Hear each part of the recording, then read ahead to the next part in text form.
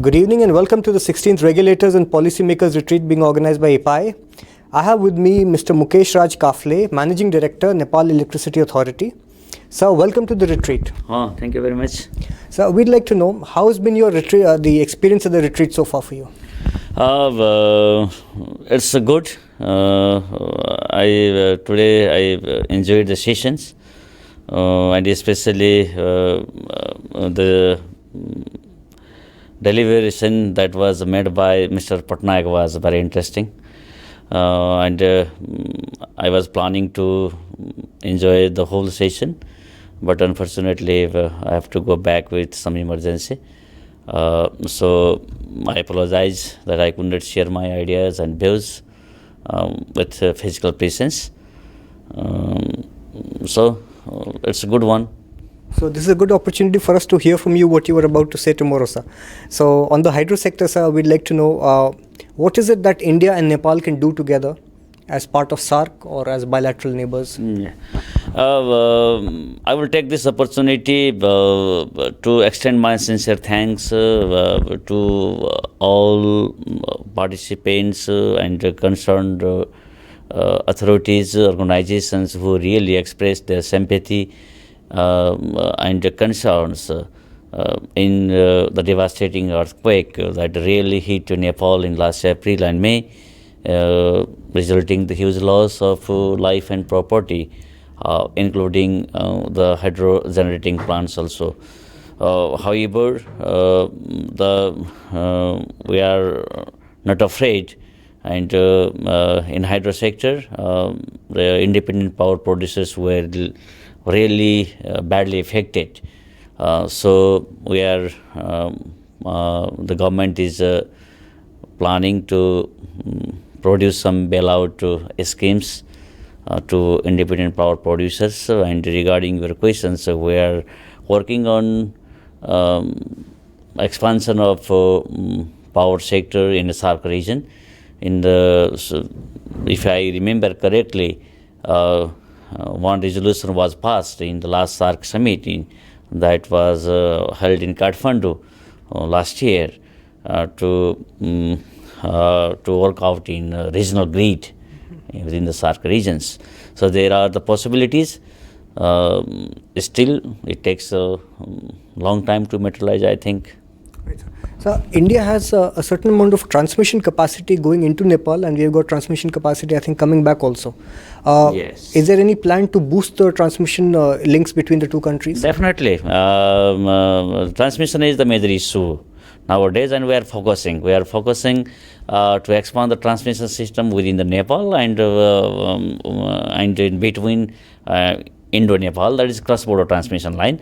In the last year, I was also the member to visit India in the high-level meeting, to materialize the cross-border transmission line master plan.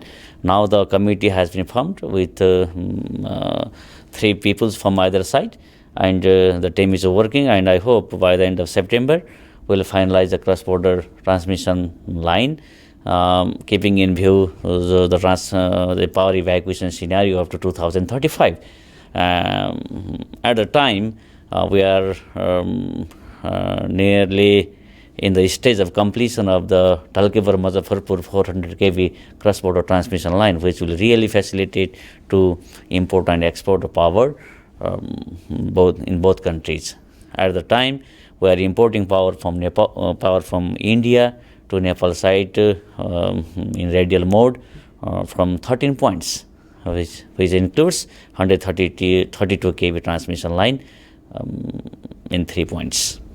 So every time there is an earthquake, people generally start to discuss about the earthquakes and how hydro dams possibly cause them, or if there is an earthquake, what will be the damage to the dam and then the people. So what is the government of Nepal's position on this, sir? This earthquake was a really big one. So many things we got an opportunity to learn. In fact, we are happy in this matter that no any dam was failure, especially the hydro dams that were constructed by government side. and owned by Nepal Electricity Authority. However, there are some damages I already expressed. So there are some damages to the power plants, including dams owned by the private sector.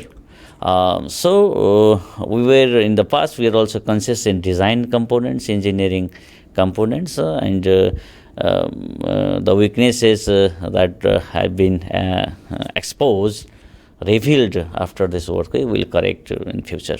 Right, sir. Is environment and rehabilitation and resettlement a problem in Nepal like it is in India?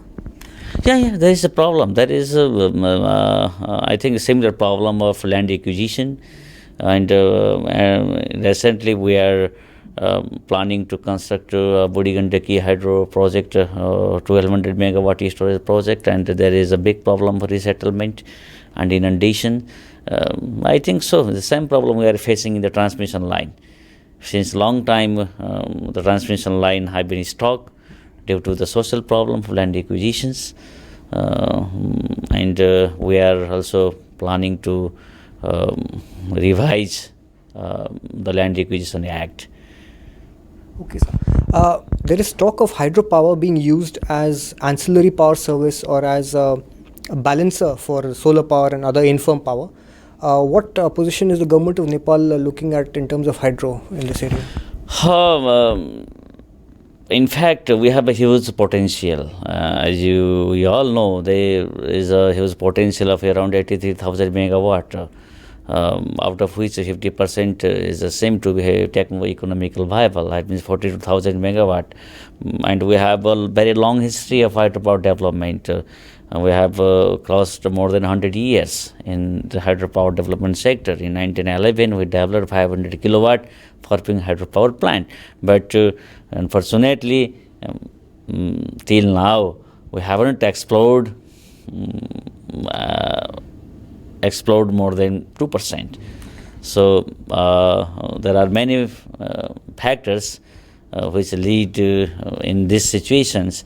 There are different thoughts in Nepal regarding hydro, and some people have a very traditional thoughts. They do not want to see anything else than hydro. But we are planning to develop the power sector in mixed energy concept, and recently we are installing a 25 megawatt grid connected solar and the assistant of World Bank, and slowly and gradually the people are changing their concepts. Oh no, hydro is not only the solutions. We have to we have to go in all the other options also in the mixed energy concept. Are you looking at thermal power also? We have already 2 thermal plants, in having total capacity 54 megawatt, but it's very expensive for us. As you know, the raw materials, the petroleum products, the cost is very high. So still they are not in operations, and the coal-based plants we are not exercising on that. But we hope to strengthen the power system and adapting the mixed energy concept. We need 1 or 2 thermal power plants also. Finally, sir, what would be your message to the people of India and Nepal? What can we look forward to in the next 15-20 years in terms of electricity and cooperation? We can do many things with bilateral cooperations, and as SAARC leaders have envisioned to extend the grid connectivity in the SAARC regions, and all the governments work on that, and that will be beneficial to the people of the SAARC regions. Thank you, Mr. Kafle, for coming to the IPAI retreat all the way from Nepal. My pleasure. For sharing your views. Again, I apologize to the organizers that I could not express my views with the physical presence. Anyway, I will get next chance. And thank you very much for your hospitality and invitation. Thank you, sir. Thank you. Pleasure, sir. Thank you, sir.